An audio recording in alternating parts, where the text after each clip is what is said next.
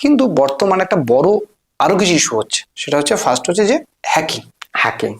যে কোনো social media initially যদি হ্যাক হয়, আমার একটা এক্সপিরিয়েন্স আছে, আমি শেয়ার করছি। তার আগে তুমি পুরো ডিটেলসটা বলো, মানে লিগ্যাল প্রসেস বলো বা কি কি ধারণা হয়।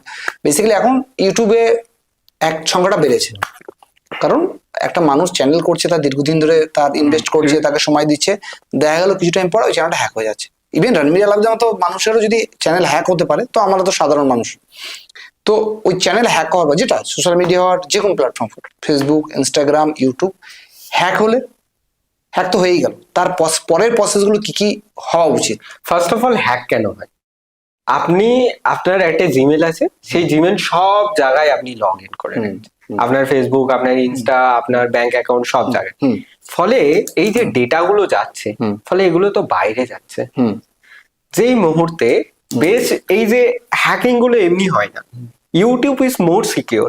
দেখবেন এই যে হ্যাক গুলো হয়, সেগুলো রাত্রের দিকে হয়। ঠিক। কেন হয় বলুন তো?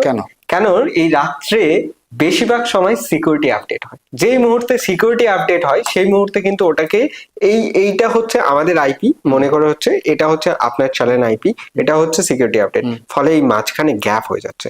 ফলে যে হ্যাকার আছে, সে একটা ম্যালওয়্যার দিয়ে আপনার অ্যাকাউন্টটা, তার কাছে সব অ্যাক্সেস আছে, সে ওই জায়গায় ঢুকে যাচ্ছে। ফার্স্ট অফ অল ইনিশিয়েট যেটা আছে, সেটা হচ্ছে 1930 কল করুন। 1930 মানে হোম মিনিস্ট্রির এখানে কমপ্লেন করুন, যে যখনই আমার নজরে আসতে সাথে সাথে ফোন করুন।